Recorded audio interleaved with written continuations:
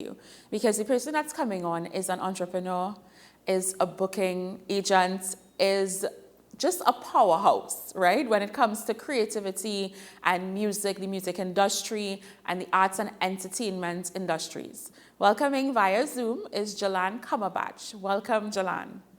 Hi, morning. Thank you very much for the interview. Thank you so much for joining us. It's a pleasure to chat with you this morning. I know that it's a short time because there's so much that we could talk about, Of all the course. things that you're doing.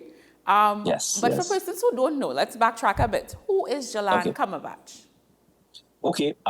Well, I am a booking agent now, and we actually upgraded and changed the business into a talent management and booking agency. Nice. So that's what we do right now. Yes. Okay. And I am the owner of it as right now, as you know. Okay. Yeah. Owner and CEO. How did you get involved in this? Where did you first discover your passion for For the this. industry? Okay, well, actually, it started a while back as a teenager. So I was, at the time, I used to be involved in a lot of parties, committees, Okay. and getting into going to a lot of events and parties.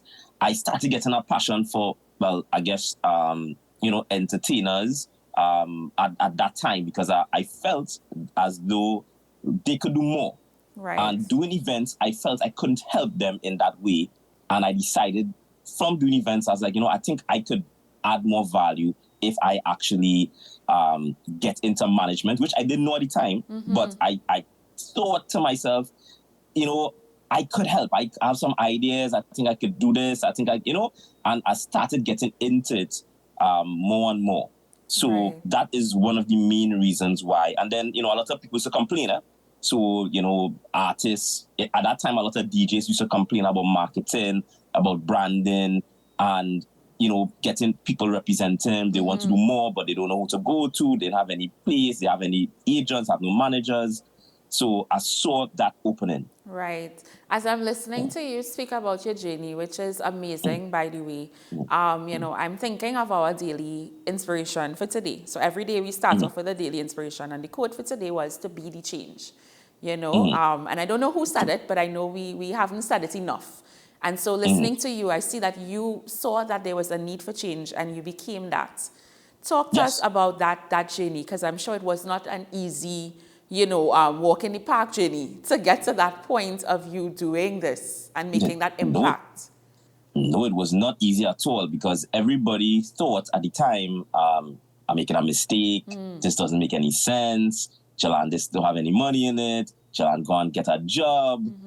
So it was a lot of that at the time. Even, even some of my family members, was saying that at the time. Right. Saying, get a Jelan, go back to school. Don't do this. There's no future in this.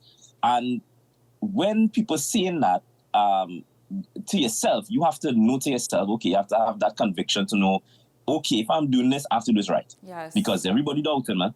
And to prove everybody wrong, I have to go in 100%. So, and I knew to myself, there is a need and there is a bigger future and vision and growth within our industry.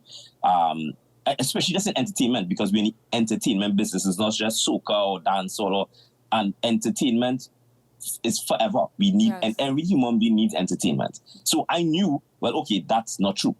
Obviously, it's not true. So it's just a matter of finding out and getting a system that would help to bring out and for it to make money. Because I believe in anything, it can make money. So it's just a matter of how you do it, how you present itself, how you market it, and what you're selling, the service you're selling. And, of course, it's a matter of, what people want, and you fill in that void.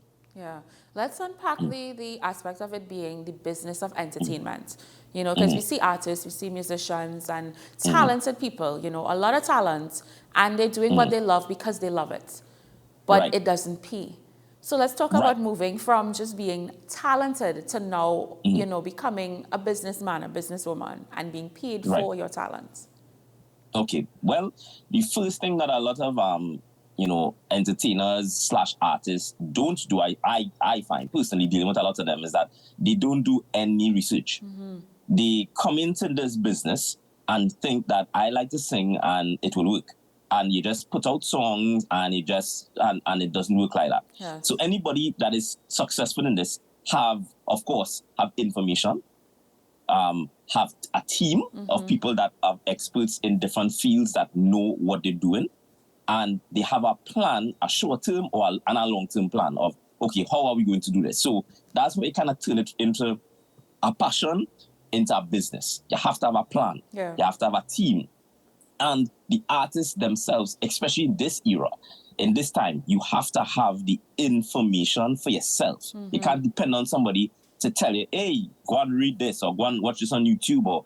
And at this present time, there is too much access to information to come and say, well, I didn't know. Or I'm not sure. Or, oh, I didn't know that. And oh, I didn't know this was going on in England or the US, or that's not the excuse anymore. So, but that's why a lot of artists don't do. They just think that they have a good song, they could sing, and it will work. And as we can clearly see, talent is 10% of this. Yeah, it's 10%. Yes, you mentioned something really important, and that is investing in a team. It's not, you may see one person. So you see, the soca artist who has been, performing for many, many years and is known internationally. Right. But behind that person, there is a team. Talk to us about the persons that make up that team and how important it is to invest in a team. That team. Okay, well, most of the artists that you see, especially that are relevant right now and that are very successful, right? It's not really relevant, more successful for a sustained period of time, has a big team, right? So they would have managers, right? Some of them have local managers and international managers, right? Some of them have, everyone has agents. So they have booking agents that handle just bookings of shows. A lot of them have publicists. Yes. A lot of them have, of course, DJs. A lot of them have stylists. A lot of them have assistants. A lot of them have just different people, drivers, even drivers.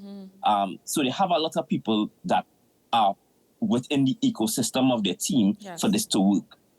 Of course, they have their own producers. Some of them have the personal producers whereas if you want to do a song with them, this is the only producer that can mix the vocals. This is the only producer. Right. So they have that internal team in terms of even for just music. So they might have a business team, they have business managers, they might have their own promoter, because you've seen a lot of shows happening now with artists. So you're seeing, Marshall has a show, but Marshall has a promoter that does the show. Right, yes. So it's not Marshall himself doing the show. It's not Patrice herself doing the show. So you have the team you have promoters, you have assistants, you have the publicists, you have your music team, which would be probably your writers, you have your producers, so you have a lot of people. So if you're going to come out with a song, you have all these people that are involved with this one particular artist that are part of the process of this song coming out, and this song is being a hit. Or sometimes, you don't know what a hit is, but you have this song being backed by this amount of people. You have a marketing team sometimes and all. So you have all these things that are part of this one artist. So when you see the artist come out, it's not just one person here. Videographers, a lot of people involved, and especially the bigger the artist, the bigger the team. Because it's more work, especially locally and internationally. It's a lot more. Yes, it is more than just deciding I want to sing. Yes, correct. Yeah. It starts that way, but it's not just that. So that is a misconception that a lot of people have, thinking you see people on stage and you think it's easy. You think it's, hey, I just wake up today and I could sing a song. You could do that in your bedroom, but to do it on a stage for 10, 15, 20 years at this level, it takes a lot. It takes a lot. Coming out of this and, what is needed, what are some of the post-carnival observations? You've been to the events. I know there were artists that you were working with as well. Yes. But what are some of the things that you think we just came out of a pandemic? So there are certain things that we needed to adapt and adjust, right? And we came into this season now, and there are things that need to change. What are some of those things that you've seen? From an artist perspective or just a general perspective? In general, yeah. In general? I think, I find professionalism, I think professionalism is lacking all around. And when I say that, I mean to say in terms of communication, in terms of just like even paperwork. A lot of promoters still have this very lackluster, laissez-faire attitude of they call the artists themselves and they talk a small talk and say, hey, come on, have an event. Like that type of things have to cut out. Yeah. So I think that, it got better over time, but it's still there where people trying to not, do it in the correct business way, which documenting is document yourself, send an invoice, or even talking to relevant people. Because of Carnival, they have a lot of artists that, people busy, so they have representatives. They have either a booking agent or a manager or both. Yes. And some promoters don't want to talk to people. They want to talk to the artists because they think the artists will get them for a cheaper price. And so we still have this problem. And I think it's a Caribbean culture problem because we don't really encounter that internationally at all. Okay. That's all. Yeah, a lot of and promoters internationally don't even want to talk. They want to talk to the agent or they want to talk to the manager. They don't want to talk to the artist. So right, and I think that is a cultural problem that we have. So professionalism, I still think lacking. Communication, I still think lacking. And artists themselves, I think a lot of artists, they're not prepared. They sing the same setting every setting, right? And I think I think that's a problem. Yeah. You can't sing our same set in Fire Fed, for instance, than Curiosity All Inclusive. Right. So you're adjusting to your audience and your setting. Correct. And a lot of them, I noticed they set just the music, not the dress code, because they're dressing, everybody dressing well, but it's just the set. Some of them not adjusting the set to the audience. And my observation is a lot of artists don't perform till a lot of time. Okay. So if it's sometimes the promoter might say 10 minutes, but they're doing 2 songs and leave, which is another problem, I think. So we have that problem where artists rushing their set, and then now the crowd upset because it's like, but why you sing one song? Yeah. Sometimes it's not the artist's fault, granted, because I had that problem too with promoters only want one song, but the bigger the artist, that becomes a problem because the crowd wants to see this artist for at least 20, 30 minutes. They want and the then catalog, them, right, they send them 2 songs and then there's a problem and then of course a lot of those things happen. So a lot of the promoters, I think, need to revisit that aspect of it, that if you're booking an artist, especially with a bigger name, you can't tell them to sing 1 song. Yeah. Or 2 songs. Even if you're paying the full price, they have to sing because the crowd doesn't understand that. And it becomes a problem. So the blame goes on the artist. Yeah. Because it's like, this artist is shortchanging us type of thing. Yeah. And moving back to the business of entertainment in the industry, how important it is for artists to diversify. So you've seen where the powerhouses, the bigger artists, and they have, business, they have other aspects of it. How important it is to have that, especially because the pandemic, we didn't have performances, we didn't have events, It's true. I think it's very important. I think every artist, because if you really watch it, and this is the problem that I used to explain to artists before, you are a business.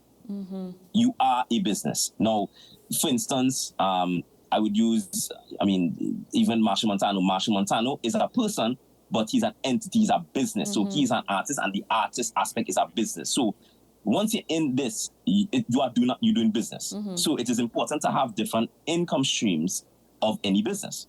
So in entertainment, you might have, Marshall might sing. That is one income stream. Then you have publishing, you have distribution, you have, of course, you might have brand deals, you might have sync deals, and then of course, if you're coming out to the entertainment business, then you could leverage his brand into getting, maybe doing toys, maybe selling clothes, maybe selling chocolates, maybe selling food, maybe selling drinks, maybe. So there are a number of income streams you could get from just being an artist. But a lot of them, now I'm realizing the younger ones are getting smarter. So the younger ones are patterning themselves and getting into different businesses now. Okay. But it is very important to diversify the portfolio because you can't depend on singing alone or live performances alone as this is one income stream, as you said, the pandemic. So if that one income stream stops, then what? Yeah, Even saving and definitely. investing as Yes. well. Right, that's our next big thing too. I know that a lot of them, I hope that they starting to do more research, that they don't just spend all the money, because of course we saw a lot of cases, in the past where we see artists, they get older and then they're asking for money, which is disheartening, very disheartening, because the misconception is that they don't make enough money, and that's not true. They do. Yeah.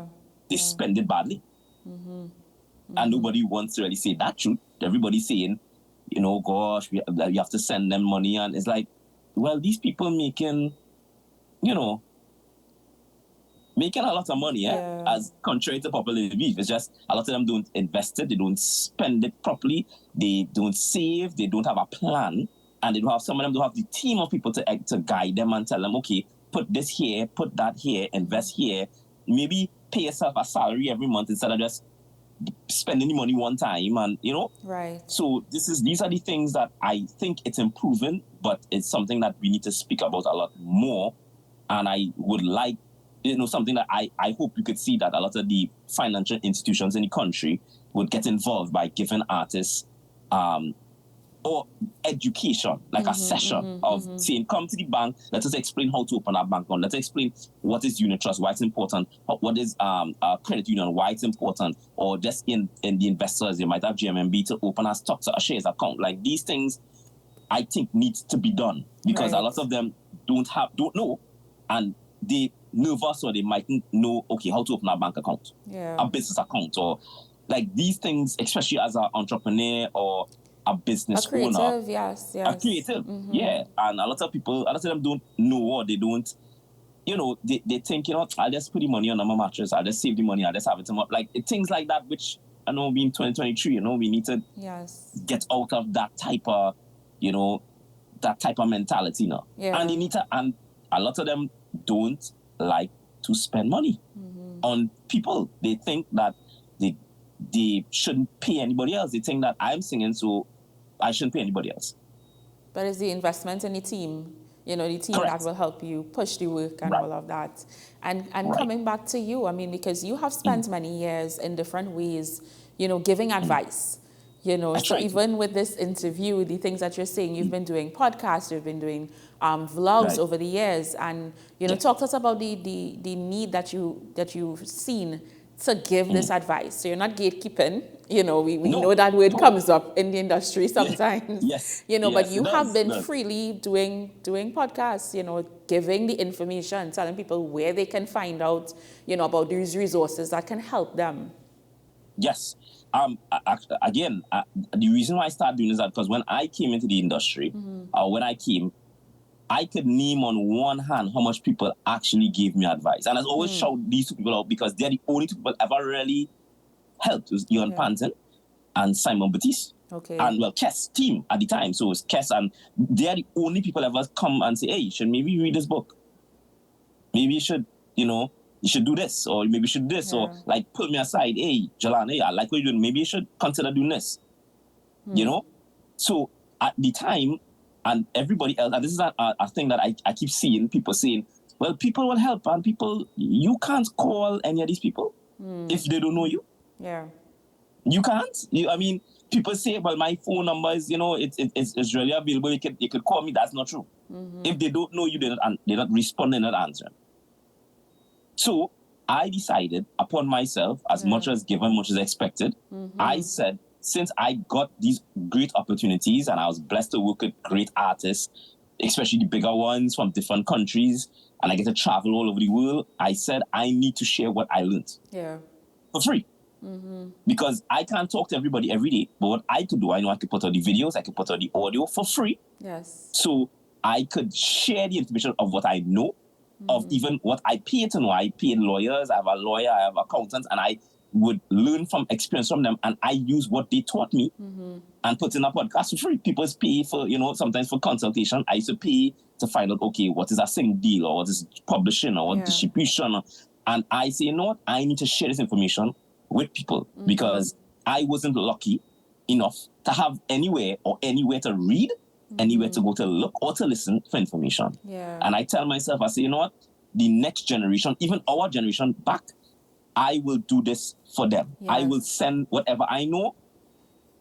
And I will put the information out for free, and even they can message or email, and I'll respond. Yes. What platform can people access this information on? Like, what's your website, your social media handles?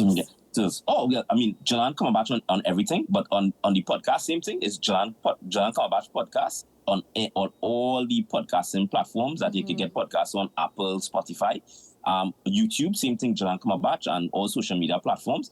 The Jelan Cumberbatch podcast, easy, and you can just log on. Not a problem. And I respond if a message for a question, or you want a link to a book, or because I have a lot of the books PDF. So sometimes if somebody messages me, I will just forward the book to you. Hey, you should read this book. Right. Or you should listen to this, because I have a lot of other podcasts I listen to for information. Right. And I will send them, hey, you should listen to this podcast weekly to get information about the music business internationally and all these things, because I constantly look for new information to keep abreast of things. And I think it's important because, of course, I think as my accountant used to tell me, information is best shared. Shared, exactly. Best shared. Yes. So I try to share that. Yes. I want to thank you, Jelan, not just for your time this morning and giving us, this insight into you and your journey, but also for what you've been doing over the years, with giving the information and with giving advice, and I myself have experienced that as well too, so I want to say that we appreciate you. Thank you for joining us this morning. Thank you very much for having me. No problem. Go back to do this a little more. Yes, most definitely. Yes. Most definitely. Okay. Yes. Okay. This has been AM Prime. Thank you so much for staying with us.